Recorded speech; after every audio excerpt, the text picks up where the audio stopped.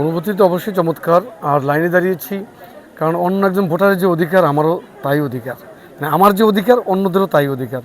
আমি যেন লাইনে দাঁড়িয়ে আমার পালার জন্য অপেক্ষা করেছি, তারপর আমি ভোট কেন্দ্রে গিয়েছি। কোনো ধরনের বিশৃঙ্খলা বা এই ধরনের কোনো সংবাদ না, এটা তো আপনারা যেহেতু দেখেননি, আমিও দেখিনি আসলে। কতটুকু আশাবাদী আপনি?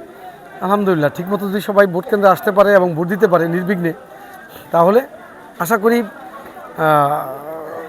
ভালো রেজাল্ট হবে, মানে আমাদের প্রত্যাশার চেয়েও ভালো হবে।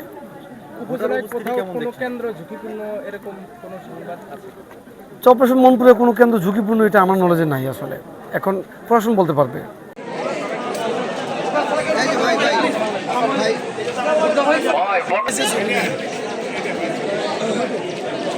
চিরালে দাঁড়ান।